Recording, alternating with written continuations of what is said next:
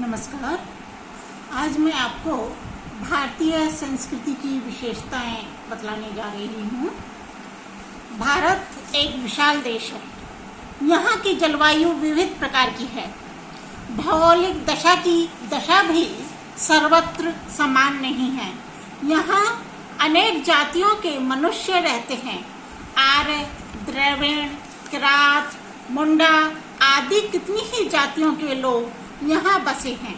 यहाँ हिंदी, बंगाली, गुजराती, मैथिली, मराठी, पंजाबी, सिंधी, तमिल, तेलुगु आदि विविध भाषाएं बोली जाती हैं।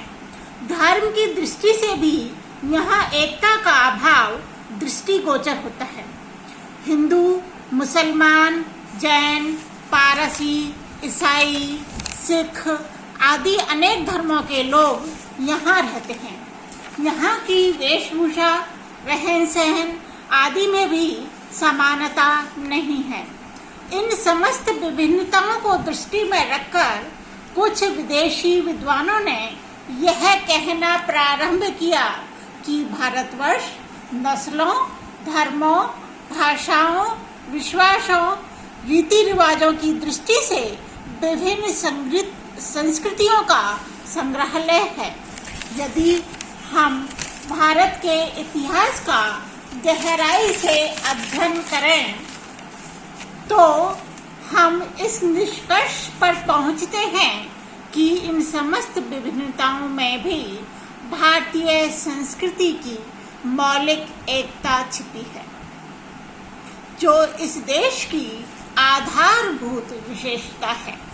भारतीय संस्कृति उन सभी जातियों की संतति का समुदाय है जो कि समय समय पर इस देश में आई और वहीं बस गई। इस तरह भारतीय संस्कृति महामानवता का परिवार है, जिसका अध्ययन संकीर्ण दृष्टि से नहीं किया जाना चाहिए। भारतीय संस्कृति की प्रमुख विशेषताएं अथवा इसके प्रधान तत्व जो हैं वो मैं आपको बतला रही हूँ।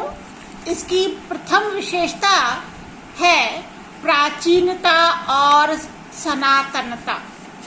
भारतीय संस्कृति दुनिया की प्राचीनतम संस्कृतियों में से एक है और उसमें भी विशेषता यह है कि शनैः शनैः जहाँ विश्व की अनेक प्राचीन संस्कृतियाँ लुप्त हो गईं, वहाँ भारतीय संस्कृति हजारों वर्षों बाद भी अत्यंत उन्नत अवस्था में है।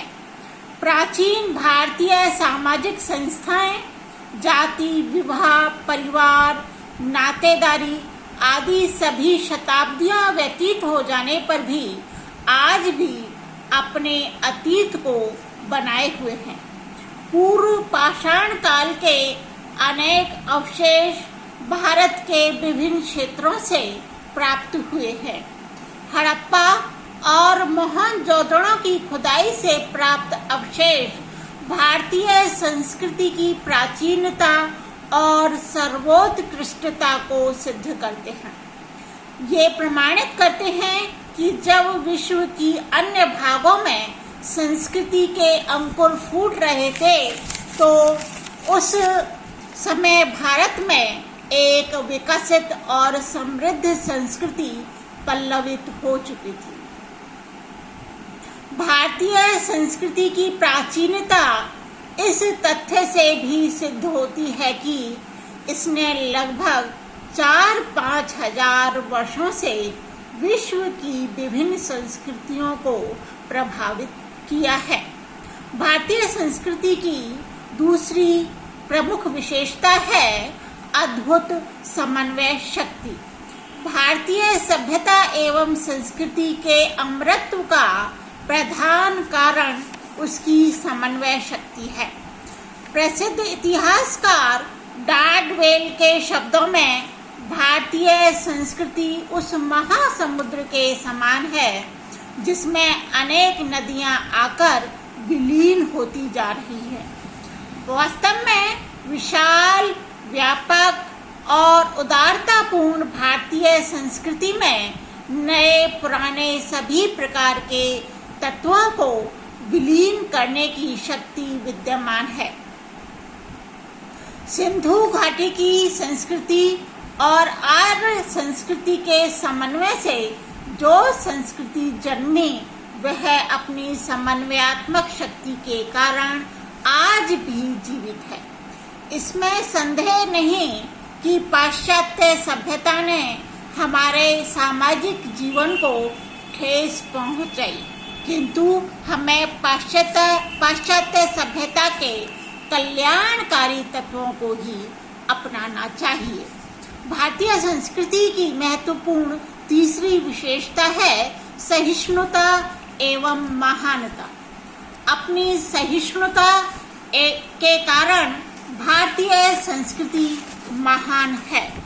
वेदांत के अद्वैतवाद, बौद्ध धर्म के अनीश्वरवाद, चारवाक का भौतिक नास्तिकवाद सबका हमारे धर्म में समन्वय हो गया है। धार्मिक क्षेत्र में जितनी सहिष्णुता तथा आचरण की स्वतंत्रता हमारे देश में रही उतनी कहीं भी नहीं रही होगी। अनेक जातियों, प्रजातियों एवं धर्म के लोगों ने भारत में प्रवेश किया और भारत ने बिना किसी भेदभाव के उन सभी के साथ सहिष्णुता एवं प्रेम भाव प्रदर्शित किया। भारत ने किसी भी व्यक्ति या समूह पर अपनी संस्कृति थोपने का प्रयास नहीं किया, बल्कि उन्हें अपने मौलिक रूप में ही रहने दिया। भारतीय संस्कृति धार्मिक सहिष्णुता, शांति प्रियता एवं मानसिक उदारता के लिए विश्व विश्रुत है। साधारणतया विश्व के दूसरे देशों और संप्रदायों में स्वयं को उत्कृष्ट तथा दूसरों को हीन समझने की संकीर्ण वृत्ति रही है, लेकिन भारतीय सभ्यता दूसरों का पतन देखकर नहीं अपितु प्रगति देखकर प्रसन्न होती है। आज भी भारत के नैतिक बल की महत्ता विश्व के प्रबलतम शक्ति संपन्न राष्ट्र भी स्वीकार करते हैं। भारतीय संस्कृति की चतुर्थ विशेषता है सत्यम शिवम सुंदरम का आदर्श। भारतीय संस्कृति का मूल मंत्र सत्यम शिवम सुंदरम की भावना में निहित है। वह सत्य, सर्व कल्याण तथा जीवन के सौंदर्य में आस्था रखती है।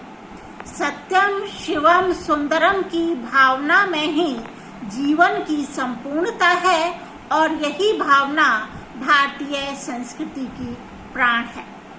भारतीय संस्कृति की जो अन्य विशेषता हैं मैं आपको अगले व्याख्यान में बतलाऊंगी।